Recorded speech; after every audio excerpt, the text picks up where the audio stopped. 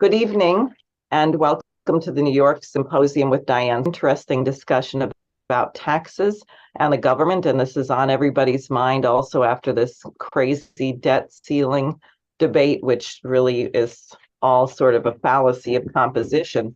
But let me just begin by saying what everyone has already heard, which is that former President Donald Trump was indicted. Now the indictment has been unsealed, supposedly because of these classified documents that he had at Mar-a-Lago. And I think what everyone is thinking is you have an incredible double standard here. We know that Biden had thousands of pages of kinds of material she shouldn't have had on a personal laptop, but you have this never-ending litany of investigations of Donald Trump. And whether you intended to vote for him or not, or did vote for him, the issue is there is an electoral process in the United States which really hasn't been honored since the assassination of President Kennedy. His younger brother was assassinated before he might have become president. We saw this in the state of New York with Andrew Cuomo. Like him or hate him, it was only a few months from an election, and all of a sudden there's all these women coming forward, and then no charges were ever pressed. So you have an out-of-control judiciary. It is going to tell you, the American voters, are too stupid to think for yourselves, and we are going to dictate who is allowed to be a candidate and who is not. And of course, I experienced that running as an independent when they tripled the signature requirement, triple over what you need to get if you're running as a Democrat or a Republican. So I know a lot of people are justifiably angry about this, and that underscores the necessity of actually creating a movement which holds our nominally elected officials to a higher standard and insists on a higher standard of functioning. And that is why we do these symposia, because we want to arm the voters and the people with the knowledge that you need to do something about this. Hold on one second. Excuse me. So now, just on other news, we have a worsening situation in the War Department. As people are aware, Biden agreed at the G7 meeting, which was held in Hiroshima, of all places, where a nuclear bomb killed hundreds of thousands of people, that we're going to send F-16 fighter jets to Ukraine. The Ukrainians have started their so-called offensive, which is kind of it's a sick joke from the NATO people who are using them horribly. In the first 3 days of their counteroffensive or their surge, it looks like they lost somewhere between 2,100 and 3,700 soldiers killed, 130 fighting vehicles.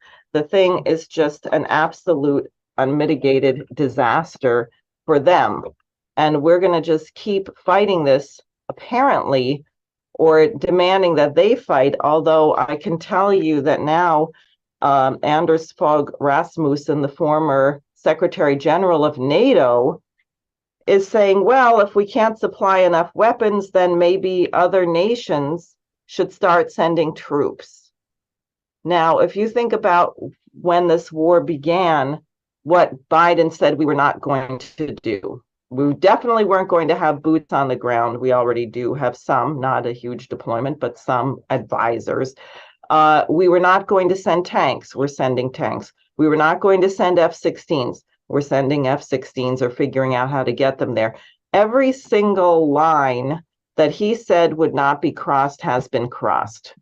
So anyone who thinks that we are not in danger of a nuclear war by deliberation, by accident, by sliding into it, is not in the right mindset. And that is why the conference of the Schiller Institute tomorrow, on the 60th anniversary of the American University speech of President John F. Kennedy, is so important, because there has to be a standard of leadership of the presidency of the United States, and the American people have to demand that.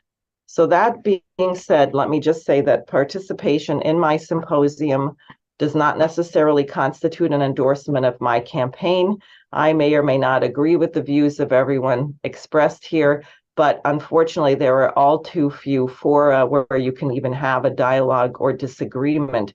And what I would like to do is now turn it over to Mr. Kyriakos Skivas. He will tell you a little bit about who he is and his background, and we're going to discuss something which is of great importance to all of us, which is the question of taxes, some of the history, and what's happened since. So thanks very much for joining me, and please go ahead. And Jose has the graphs that you sent over, so whenever you need them, just let him know.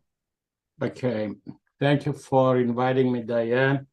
It's a pleasure because as you're going to see tonight, is very informative. People who are not into taxation or are dealing with anything in finance and so on, they have no idea what's going on. And tonight we are going to make them aware of how the tax system works in America. Let me just go back to the first official tax system, the way we know it today, was inaugurated in the United States. The first one was in 1916, and it's been almost 107 years since then that we have this tax system that we have today. Of course, like everything else, it goes through evolution, through a lot of changes, sometimes good, sometimes bad, but it's based on the system that was inaugurated in 1916. So I'm just going to go through very briefly all the way to 1980s, because 1980s and thereafter is the life that I know in America, how I know it, and how I know it as a professional, as a CPA, and now as an educator. But also the last 40 years, I would say, since 1980, 1984, they were the more crucial years where I was going to say that the middle class has been crushed financially.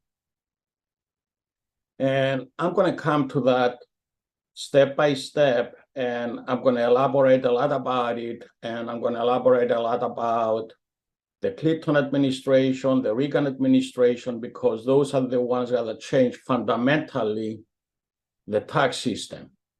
And you have two main steps. The first step, it was under the Reagan administration that happened in between, I would say, from the moment he took office all the way through 1986, where he established the big changes in the tax code of the United States. And the next one, it took place in August of 1997 under the Clinton administration.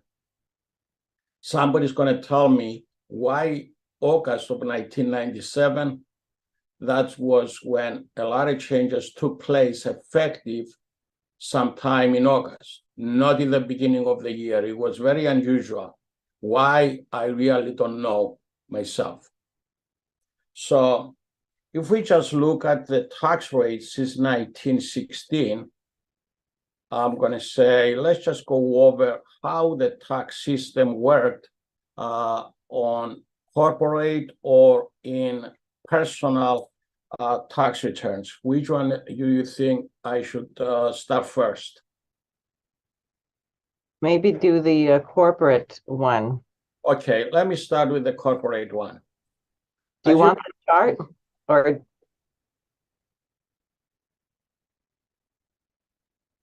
let us know when you're ready for the chart if you want to use that. Yeah. I cannot upload it. I thought you would do that. No, Jose has it. You just have to say when. Oh, I'm ready. Okay, great. Go ahead. I'm ready. So I may not see it, but I have my copies here. And I'm going to say that when we started with the beginning, the biggest tax rate that I see for a while, it was anywhere between 10 and 20%, 19% from 1916 all the way to 1937. If we compare it to the personal tax returns from 1913 to 19... Just hold on a second, because I don't see it up here. Jose, do you have it, or do you want to give me screen sharing?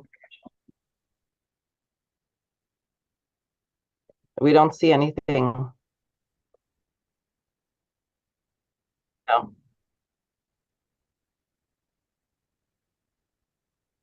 Oh, okay, sorry. Yeah, that is the personal tax rates, and the line basically it represents. I'm sorry, that line it represents the personal tax rates. I'm talking about the highest tax brackets because there are some brackets in between up until you reach the highest tax rate. So when we look at that, and I'm only going to say 1920, the personal tax bracket, if you see right there, it reached almost 80%. While if you compare to 1920 on a corporate level, it was only 10%. What is the difference there? The difference, if you just look at the chart, it shows 68 to 70% difference in the taxation of individuals versus the corporate taxes. What I'm talking about corporate taxes, I'm talking basically the corporations that are traded in the stock market. Up until, I would say, in 1986 or 85, we had the same taxation whether it was a private corporation or if it was a public corporation. So, and I will make a comment when we come to 1984, 85, when the changes took place. So if we proceed going forward, if you see the corporate tax rate, when we come to about 1942, 45, when we had the Second World War, the corporate rate stood around 40%, while the personal tax returns were standing around 80, and they reached 1990, and they reached 94 in 1945. When in 1945, the corporate tax returns were only 38. And the difference was approximately, give and take, 54% on the corporate level. The corporations were basically paying very little compared to the personal financial statements. To the personal taxes. The story went on, and the corporations basically reached about 50 to 52% for a period of 1948-50 all the way to 1986. They were just about 40%. But if we look at the chart, I wanted to emphasize one thing. And if you just bring a corporate chart up, I'm going to point out a few differences there. Okay. The corporate, if you see there is a green light right below, this is in reality what the corporations were paying on the average. They were never paying on the highest tax bracket. So if you just pay attention a little bit on the tax bracket of 1986 or 85 or somewhere there, the amount that was paid, it was close to like 30% or so, 25%. 5, 10, 20, 30%. It was around 25%, although it looks like it was 50%. And now let's just look at the rates of the personal income tax over the time of this issue. The red line represents the highest tax rates. Okay. And in 1945, after the end of the war, the highest tax rate was 94%, while, as I mentioned earlier, the highest for corporations was about less than 50. This trend continues, and the taxes came down from 19. Now, Chris, could I just say something, because it may not be clear to people seeing it because what you're showing is the marginal tax rate, which is on people who are making a lot of money, or it says in there, over $200,000. Correct. Thank you. Yeah. For that comment. Right. It wasn't the tax on people making $10,000. They were paying those rates. Okay. There were, of course, too many rates in between. But in the overall, from the moment we have the federal taxation in America, corporations always manage to pay much less than the individuals. So, and that brings us to 1985, when President Reagan was elected president in 1980. And what we see right there in 1980, in the 80s rather, there was a big restructuring of the tax code. And let me start with the following. Up until 1980, the tax rates on the individual basis on the highest tax bracket, people who made over 250 at the time, was 70%. The rates came down to 28% around the year 1986, 85, 86. Okay, and it became down to 28%, but it was another tax bracket, 15%. Here is the problem. When the 15% was sending, the 15% was sending in families that had a taxable income between, I would say, with individuals between $18,000 and $25,000. But even in the early 80s, $25,000 was very low income. And in reality, the way I see it, it equated the middle class with the very rich class, even the 3%ers or the 1%ers that we call today. The problem that I see right here is that there was no other rate. It was just two rates, 15% and 28%. So the lower class of people economically or financially was not affected, but it was indirectly affected somehow, and I'll bring a small example, but I'm not going to elaborate too much about it. If we go to the statistics that was up when Orrin Hatch was the chairman of the Ways and Means, up until, I would say, 5 to 10 years before, 51% of the American taxpayers, of the American workers, they don't pay taxes. So what's that mean? Their income is low, and according to certain tax credits that families receive when they are very low income and they have children, about 35% of them, not only they don't pay taxes, but they receive credits in lieu of money and refunds. The only taxes that they pay is Social Security, but the Social Security many times it gets offset by the other credits that they are enjoying. So I'm talking about middle class here that were paying taxes and the upper class. And in reality, the two classes, they join together under the same taxation. What happened though at the time, and I'll bring a couple of examples. As everybody knows, during the Reagan years, we doubled the federal budget deficit. What was the story there? if you just drop from 70% to 28% for people who could afford to pay higher taxes, they saved approximately 42%.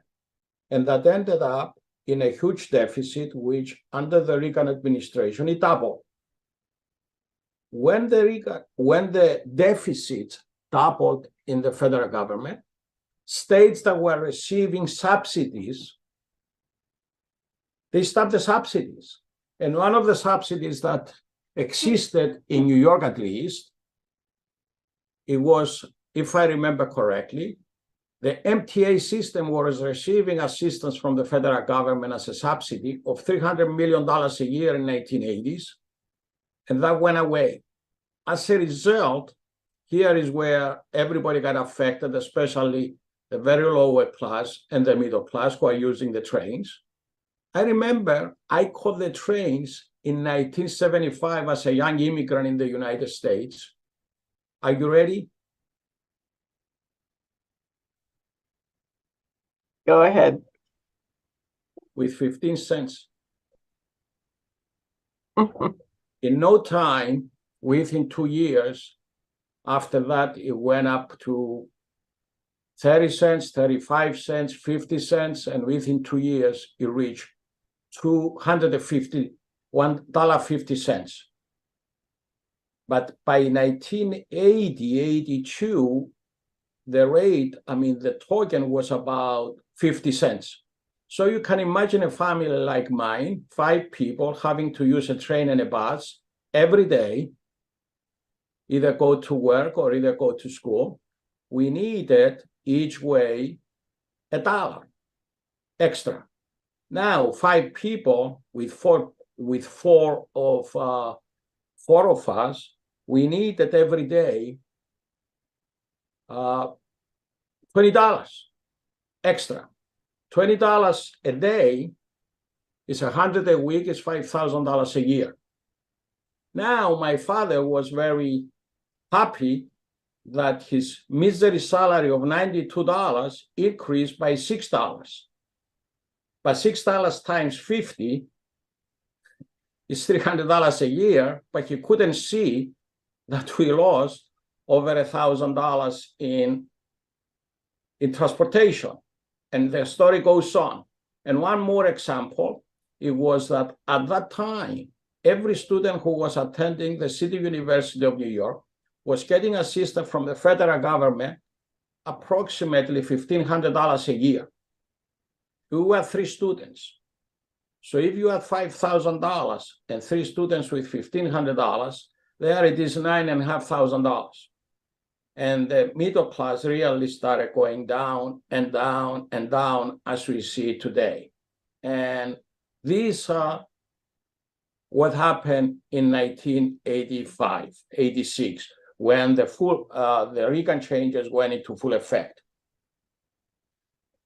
That's a crossroad right there, because the corporations now that are owned by the individuals and the people, the shareholders in the corporations was less than 75, they were entitled to convert their corporation for tax purposes into subchapter S corporation. And what's that mean? A subchapter S corporation does not pay federal taxes. 0.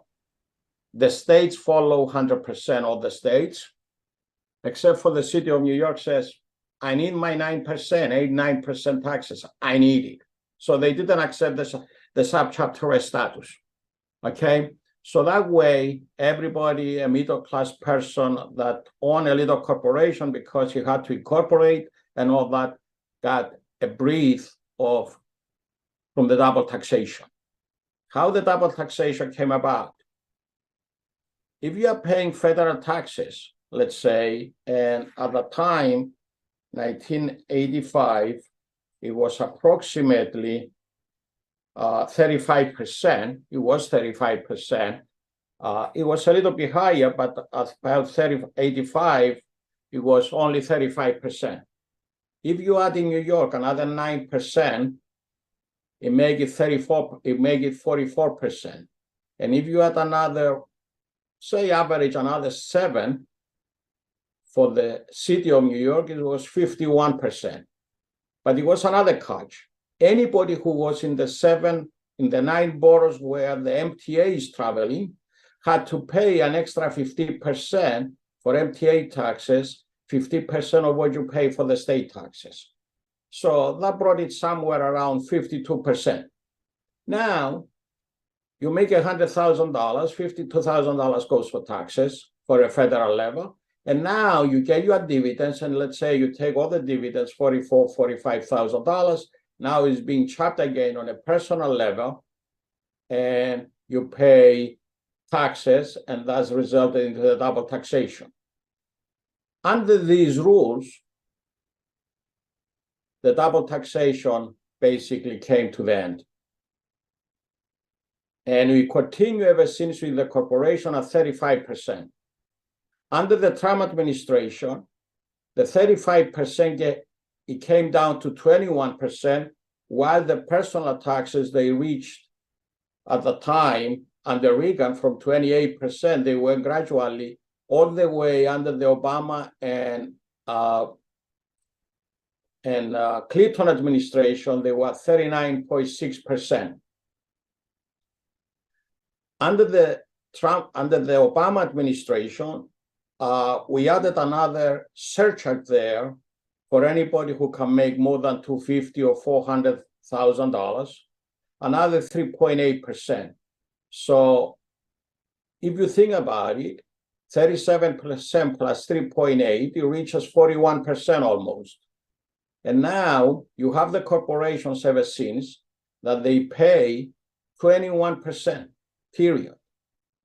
Flat 21%, and the individuals pay more, almost double on a higher level. Those ones who make over $250,000. And one thing I have to say that under the Biden administration, he tried to raise it from 21% to 28%. He didn't have the votes, but he had the votes to pass everything else. Because some Democrats, they joined the Republicans and they said, no, we are not going to raise the rates to the corporate taxes. So as a result, we have these poor corporations in the Wall Street because these rates, they apply only to the Wall Street corporations. And these poor corporations now, they are starving the poor people. That's why we have to lower it to pay half of what an average person, a middle-class person who wants to enjoy a little economic freedom has to pay 41% or 40%. Thanks. I think there's a few things we want to just make sure everyone listening is clear about. I actually found this fascinating what you said, including the kind of things that used to be subsidized in New York. This is Jason Ross, who worked with LaRouche's science team and is interested in what you had to say. And Jason, I think you wanted to just ask him to clarify a few things for the audience. Absolutely. And then I'm here to clarify anything I talked about. Well, one thing I thought that your audience might appreciate having a sense of what corporate tax is. I mean, many of us don't own corporations. We know what personal income tax is. Is corporate income tax essentially the exact same thing, that based on a corporation's annual profits, it pays a certain amount of tax each year? Or is it related to money that leaves the corporation and dividends, or just could you fill out what corporate tax income tax is? Let me clarify that, and I'm talking about corporations that are traded in the stock market. The corporations basically take, for example, I make $10 million a year, but I have $9 million in expenses. Okay, so the balance, the net income, is where they apply the taxes. But as you know, these corporations, they have luxury salaries. They have high-end salaries, especially on the upper level of management. And they have so many benefits and so on. So any tax savings, basically, I would say that rarely goes to the stockholders who are traded, who have stocks in the stock market and all that. There's very little going on.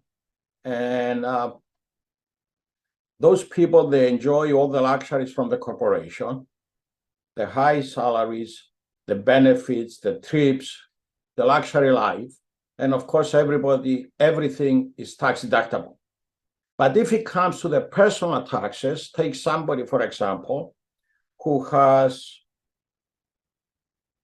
$100,000 salary and pays mortgages, he have a house and all that. The only thing that he can take after his taxes as a deduction is two things. Can take the interest expense up to a mortgage of $750,000, no more than that. If you have a mortgage, let's say $1 million, and you pay $50,000, you have to prorate it and take only the interest deduction that is prorated to the $750,000 loan. And then you can take any taxes that you pay for the state or local taxes, let's say, if you live here in New York, plus the real estate taxes, and you cannot take more than $10,000. And the other thing that is left, basically, is a little charitable contribution, a few $1,000s, whatever it is, that everybody on the average can give. And of course, they give you a little bit for health insurance. By health insurance, there are limits, and it has to be anything above 7.5% of your gross income, in which case I mentioned $100,000. And if you're going to pay to the doctors more than $7,500, provided you have health insurance, I feel sorry for you, because something catastrophic happened, something serious, and now you have to lay out so much money out of your pocket. When you sum up all these together, then we come to the point where there is a standard deduction for a couple, which is approximately $26,000, give or take. It's different levels there, because it depends if you are single with a child. It depends if you are married or single or whatever. But let's say it's $26,000. So when you put all those expenses and you come up with $30,000, for example, the only benefit that you get out of your expenses is $4,000. While the corporations, they enjoy every luxury and every expense, and it goes as a deduction and is not taxed. I hope that I gave a little clarity there. Mm-hmm. You can ask me more questions if you like. Someone in the chat is asking about corporations being treated as people, but I think that has more to do with election law than taxes. That is, corporations did not used to be allowed to donate to federal campaigns. For example, my campaign, I cannot take corporate contributions. They had a case called Citizens United, which gave corporations personhood so that corporations can give money to PACs, to political action committees, which is a whole other way of laundering money. But I don't know that corporations as persons affects the tax situation, does it? There is no place where you can say I can deduct money on a corporate level for political donations, no. But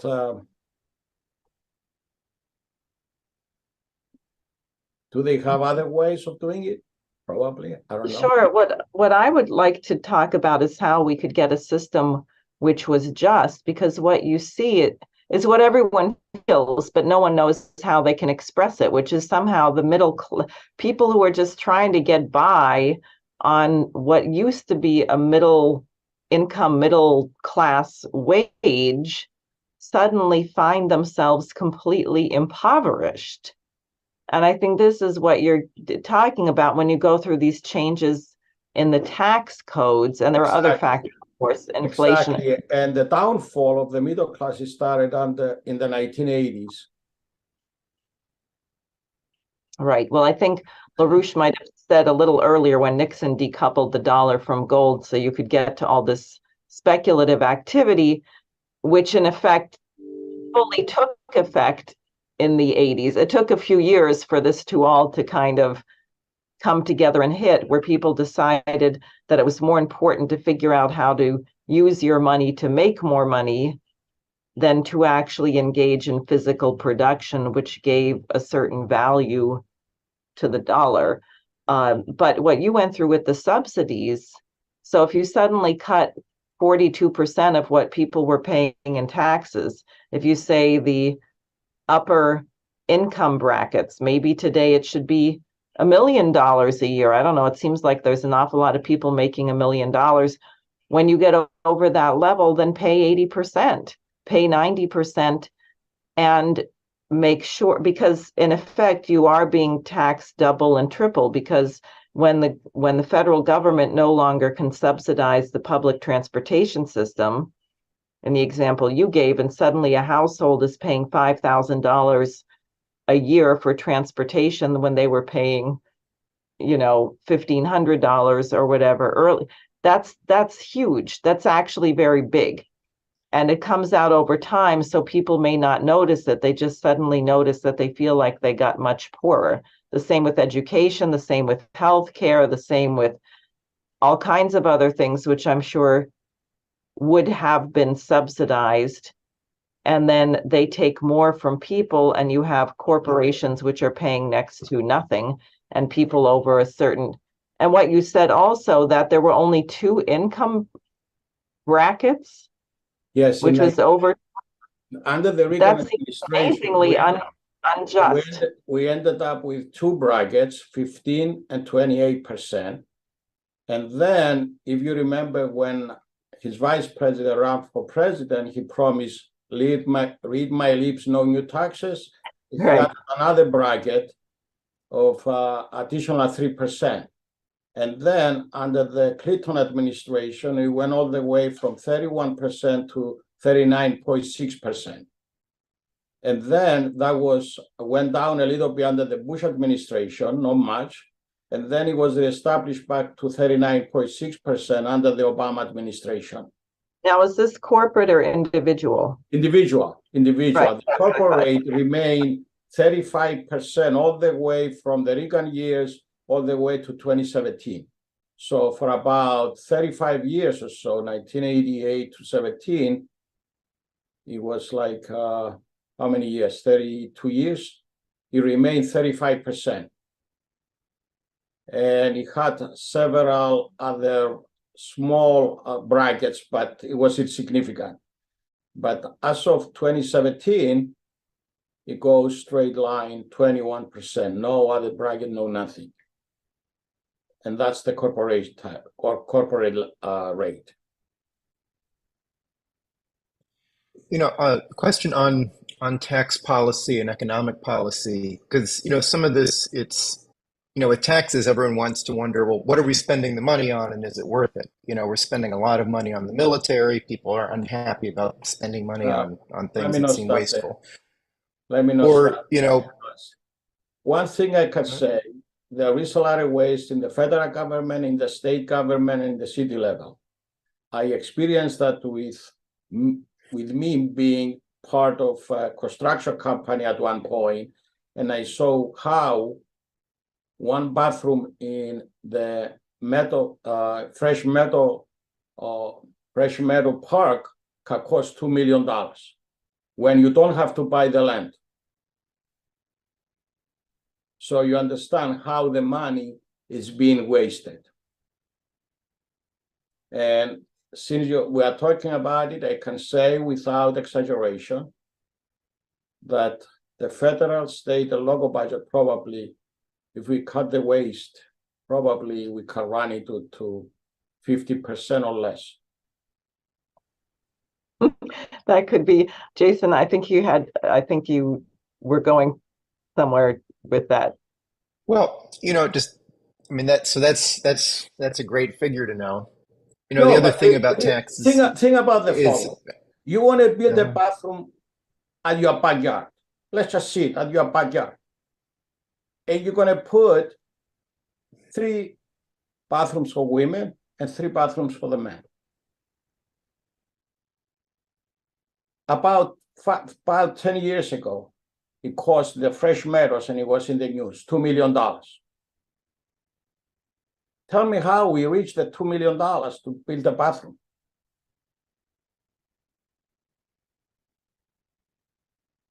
Well, I'm sure there was a lot of consulting that took place there. But look, just to sort of shift gears on this, tax policy is not only about, who pays and about fairness and who pays for what we're actually going to spend our money on.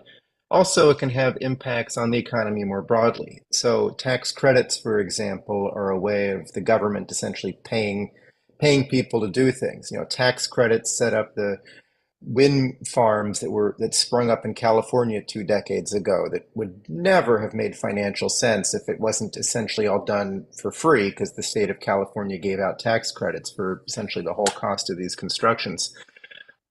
How large a role today are, specialized tax credits in corporate tax? And do you have any thoughts about how we should be using tax credits or tax policy to promote, good forms of development? Well, I'm not a policymaker, of course, and I don't know how the system works. But in this case, I believe in certain cases you have to give incentives.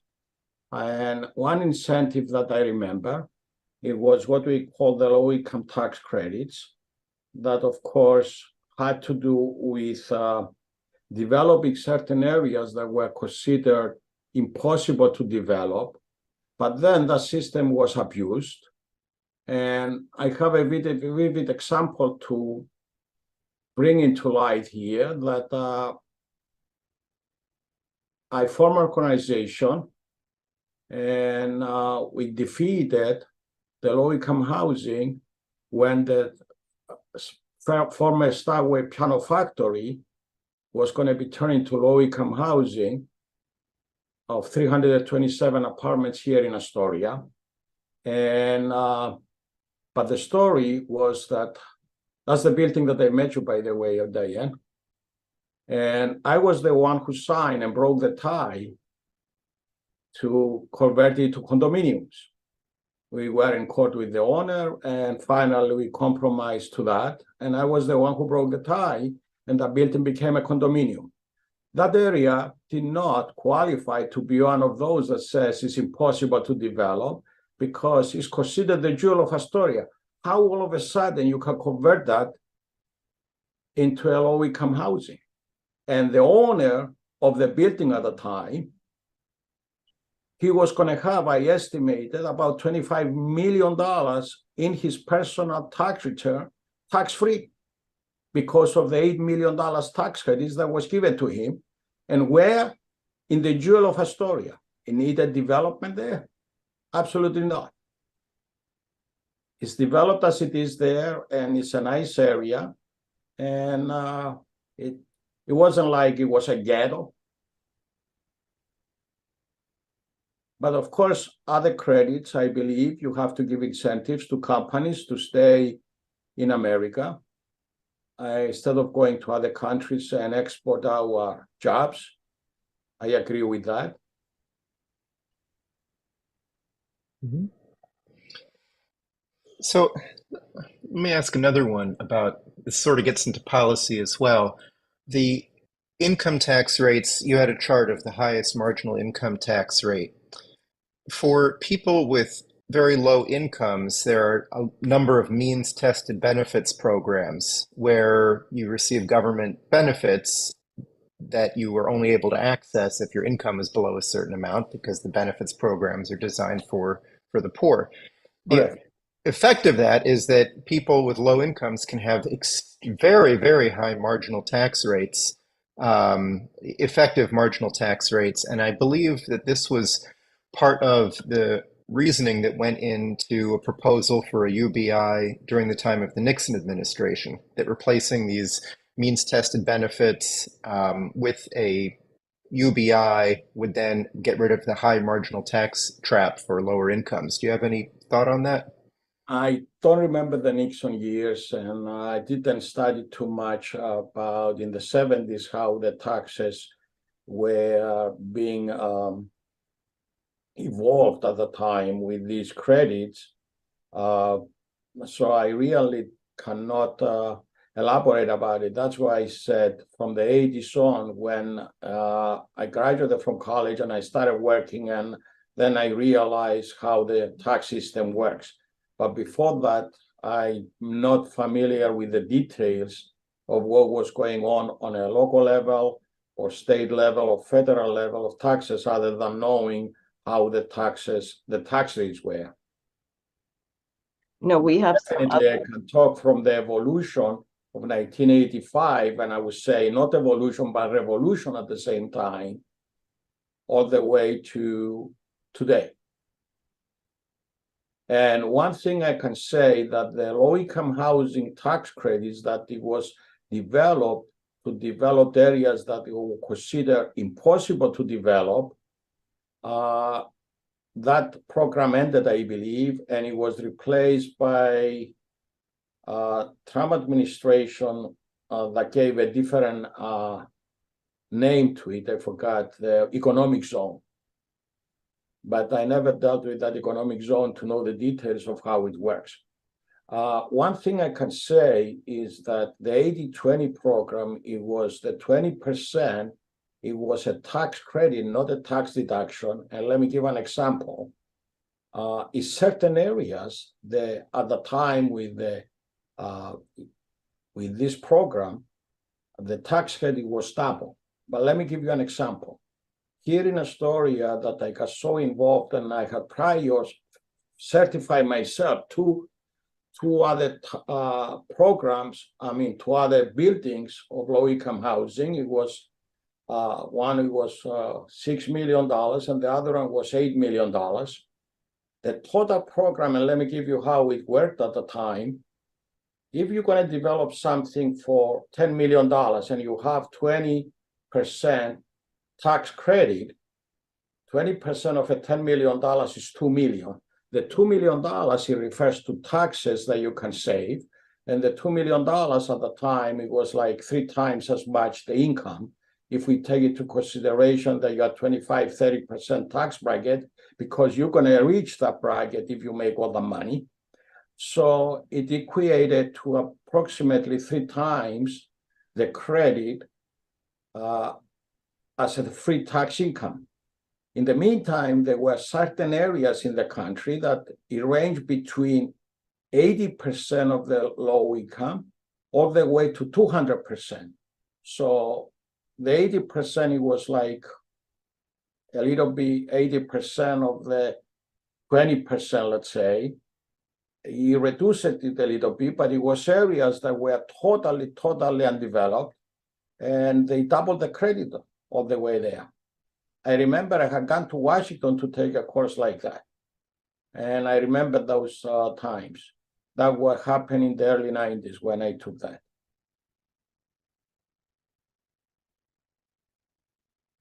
I think we had well, when Kennedy was president, there was an investment tax credit because we had a huge drive to figure out how to get to the moon, so that companies that were involved in technology, machining, things like that, that would be relevant, would, if they demonstrated that they were investing in research and development, or they were investing in hiring new workers that had a particular skill, that they could get tax breaks that would encourage them to actually do these things that help the nation to get to a place. Now, one question that's been come in is, we just had this whole debate about the debt ceiling, and what is the relationship between the taxes and the debt, and also what is all this debt? I mean, it doesn't seem like we've been frivolously building infrastructure or something. So, and Jason may have some ideas about that, but how did we get to have all these trillions of dollars worth of debt? And I don't think there's any amount of taxes we're going to make people pay that's going to make up for this. Or even Madison Square Garden, which doesn't pay any property taxes outrageously. I don't think if we tax them, it's going to make up for this giant deficit. No, definitely, if you go under a few individuals, it's not going to make a dent on the deficit. But one thing I can say is fiscal responsibility, meaning you have to watch your dollars where they go. And also, you have to take into consideration you are people that are paying the taxes, because as a middle class, we are only here to pay taxes. I don't see any benefits that are going to us. And I'll give an example. In everything, there is a limitation. And I'm going to tell you, my son is facing a lot of school debts, educational debts. And because of his money, he cannot even take a deduction on the interest that they say, oh, the interest that you pay on your school loans and all that can be deducted. But then there is a limit. There is a limit when you're making up to $180,000 a family, and you spend $70,000, $80,000 for your son to go to college, for example, or your daughter, and you cannot take a deduction because the limit is $180,000. So when you look at all these, the middle class somehow is deprived of most of these freebies that are given out from the government.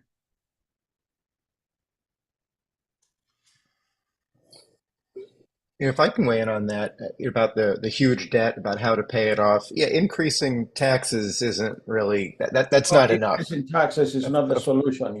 It's not the solution. Fiscal responsibility is so many other factors that you can tap into it and say, how can I save money?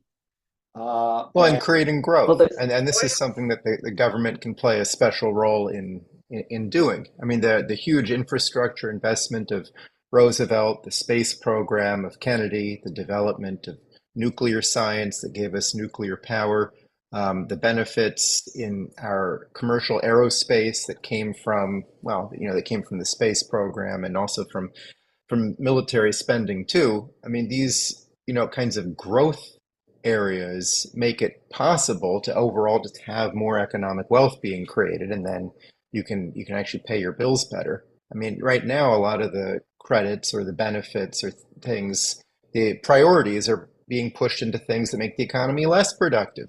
I mean, the green policy, look at Germany. This is a powerful industrial nation where the energy prices are going through the roof. Industry is fleeing. They shut down all of their nuclear plants. They're now having to go back to coal to make enough power. I mean, it's an anti-growth, poverty creating policy. And if we keep making policies that create poverty, we're not going to be able to pay off not be able to pay for things. Well, what's happening now in Europe and in Germany, that's a different story. But we care about America first because we live here, we love this country. We just disagree with a lot of policies.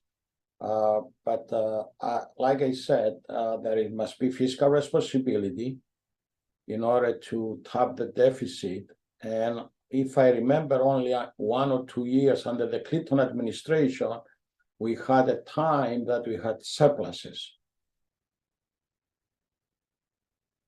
1 or 2 years, I think, under this. Yes. I remember that being part of the 2000 debate. One of the questions to Bush and Gore was, how will you spend the budget surplus? What will you spend it on? Oh, the moment we made a little bit extra money, we got to spend it. It wasn't really extra money. It was just money that would reduce a little bit on the deficit side. This whole question of income tax, I think, and Jason can correct me, but I think it's in Hamilton's Subject of Manufactures, where he explicitly says there shouldn't be an income tax. And the IRS is rather a recent invention in our republic. Hamilton's argument is, he said, you shouldn't tax people in such a way that encourages them to lie. And the kind of taxes that Hamilton worked on were trade, right? You buy things, you pay a tax on that. You import things, you pay a tax on that. So the tax system was designed to protect the growth and productivity of the US economy, as opposed to penalizing the people whom the government is supposed to be serving, after all. And I think so many Americans right now have this feeling that we're aphids being milked by ants, sucking everything out of us to cover debt for something which we can't see. You just said it, uh, um, Chris, that no one sees any benefit for paying these taxes. We're just being looted to fill some hole that was generated by people doing crazy things, including the military spending. Our military budget, all told, is approaching $1 trillion, which is unbelievable. We have about 800 military bases all over the world, and we're talking about other nations being a threat to us, or how dare the Chinese seek to have an influence in the South China Sea, because aren't we right next to the South China Sea? That's like right there off the coast of Florida, right? So we should be hegemonic in the South China Sea, not the Chinese. And what is the damage to the human beings who are deployed in these crazy situations, far from home, far from family, far from a place where they could be making a meaningful contribution? We used to have an Army Corps of Engineers. They would never allow, look at Canada with these fires that just totally destroyed the air all up and down the East Coast. We had an Army Corps of Engineers, or they had such a thing. They would never allow forests to get into such a condition that you could have 90 million acres burning at once.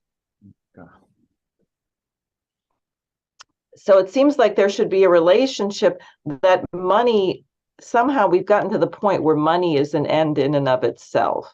Either it's a debt or it's a credit, but there's no thought of what it's doing in between, as if it's the blood of a living system that powers something that happens in the real world for the good of the human beings who are living in that world.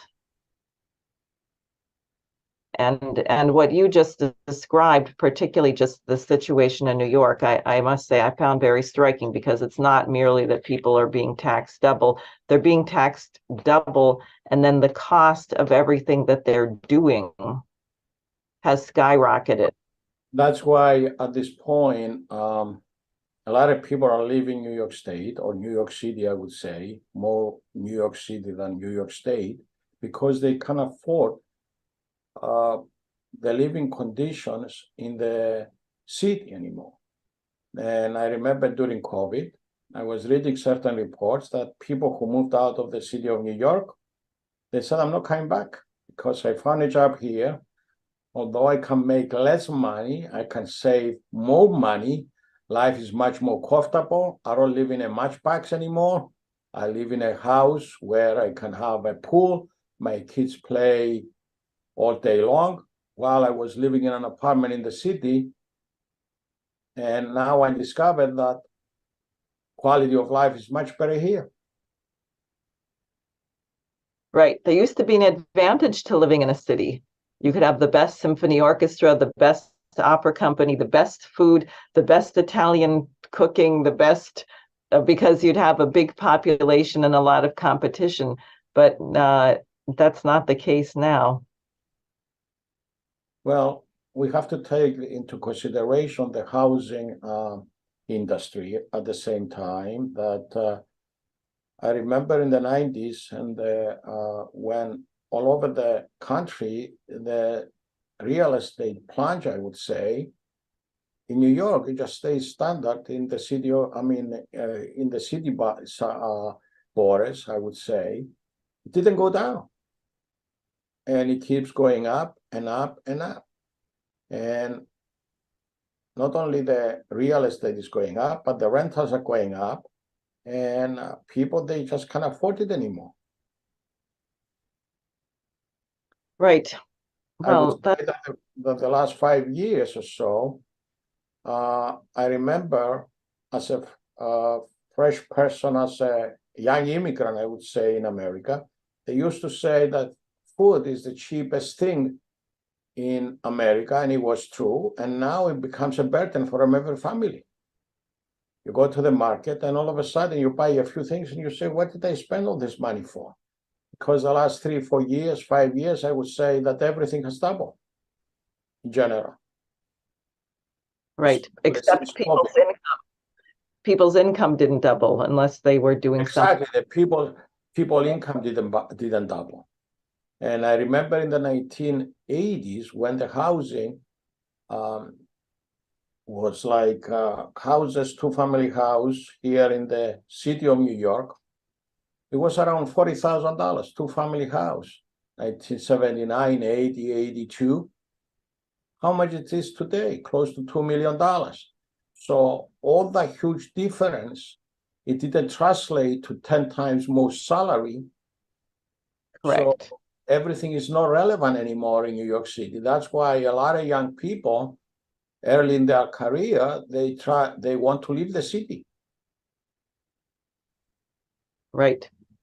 Well, this is what we have to work on. And I want to thank you. I think it's time to wrap up, but thank you because what you went through should make clear to people why they feel like they do, why they're being squeezed.